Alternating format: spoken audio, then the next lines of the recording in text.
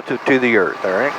And as I'm coming in, as I come up on the collective, then that left skid's going to start to lift. There it comes. And I just pick it up, slide the aircraft over to the side.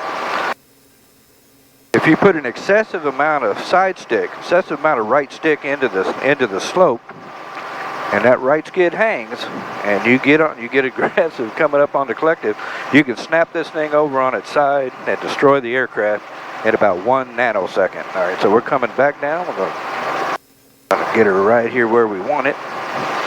Wind's a little shaky today, so yeah. All right, so now we're going to ease it down on the collective. Got her in a nice hover. Skid's going to touch right about there. There comes that left skid down, and we're on the ground. All right, now let's say that, all right, there's straight up and down with the earth, all right? Let's say that I got too much left stick in. I'm way the hell over here. Watch what happens when I pick it up. Not a damn thing. All right? So you only really get yourself in trouble if you got too much right side stick. So if you're sitting over on the hill, we'll set it back down again here. Bring it to a hover here. We're in about 25, 30 knot winds here today. Okay, so establish a hover. There we go. Now we slowly sneak down on the collective. Skids on the ground. We're down with the other skid. All right, now. So if you get real aggressive, you had a whole crap load of right stick in here, and you come up on the collective, like I say, the thing will tend to just snap right over on its side. So if you're going to have too much right stick or too much left stick, you want too much left stick. So right about there is where you ought to start, but I'm going to put in about another 3 or 4 degrees of left stick on purpose. Hell, I'm going to go way over here, right? Now when I come up on the collective, does it get scary? No, it just lifts right off. All right, so again, when people roll helicopters rather, up or down the slope, they almost always roll them up the slope because they got too much stick into the slope and not enough the other way. Okay, going to show you a little something here if I can. Let me back up to where I got a little taller grass. There we go. There's some tall grass in front of me. I'm going to come down to about a 6-inch hover here just to show you. I want to show you something here. If you look out in front of me, hell, I'm going to set the aircraft down and just get it light on the skids just to show you something here. If you were to look out in front of us, the grass isn't even moving. We're into about a, I don't know, 25 knot wind, something like that. And the grass out in front of me, my rotor wash is literally going just a foot or two out in front of me, okay? All right, I'm going to pick the aircraft up, and I'm going to stick my tail right into the wind here. And then now, take a look how far my rotor wash is going through the grass. We're coming on around. All right, my tail is right into the wind. Right into the wind. I'm sitting there to hover with about a 25 knot wind right off the tail. There. Look how far the grass is ruffled out in front of me. My rotor wash is going hundreds of feet out. You can see it way out there. It's probably hard to see with the camera, but it's going way the hell out there. We're going to talk more about why you don't want to make a downwind takeoff at one point, but I'll reference this video in that one. We can see when I got a wind off the tail, you know, our rotor wash is being blown hundreds and hundreds of feet behind us. However, if we stick our nose right into the wind, like right here, our rotor wash is going about 5 feet out, 3 or 4 or 5 feet out in front of the helicopter. So now when I would go to depart, if I just barely let my nose down, there you go, there's translational lift and I'm climbing. So I'm literally already through translational lift and climbing out, all right? So what would be the big deal? Well, let's flip it around, stick the tail back into the wind again. Look out, downwind. All right, now my tail is right into the wind. Got my tail stuck into about a 20-25 knot wind.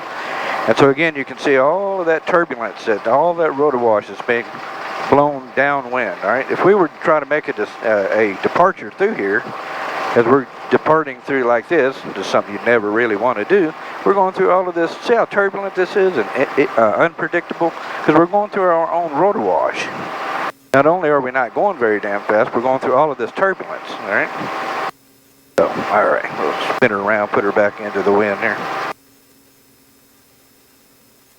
And we're going to talk at greater length on why you don't want to take a, make a downwind takeoff for about 25 good reasons.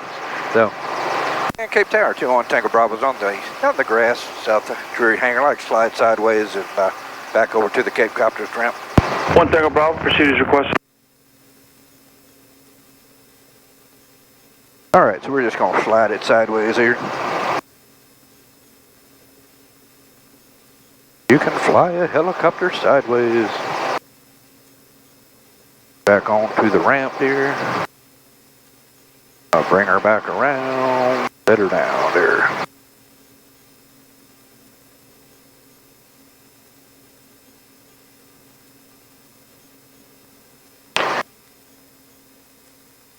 Rolling it down. Once I get less than 80%, I can come off with my governor. Slide my hand back, friction the collective, friction the cyclic. Take a look at my timer. I'm on the 5. I'm going to do a 2-minute cool down. Again, we'll talk at much greater length on what your preferences are on departure. And just to sum it up quickly, your preferences on departure are to have your nose right into the wind. That is absolutely the best way to go. If we have to accept a crosswind, then a right crosswind is preferable. Our third choice would be a left crosswind.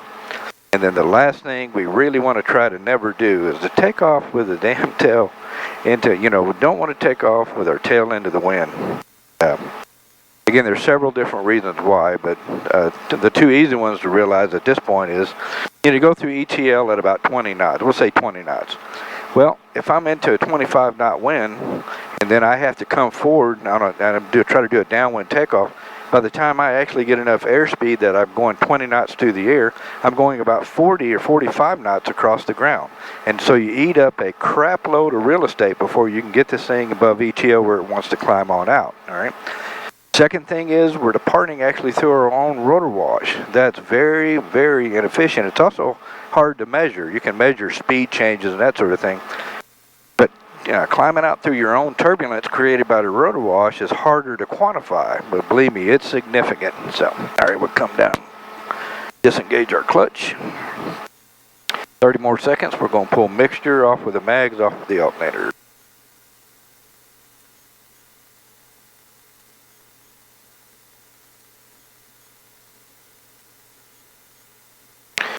Got about 10 seconds to go.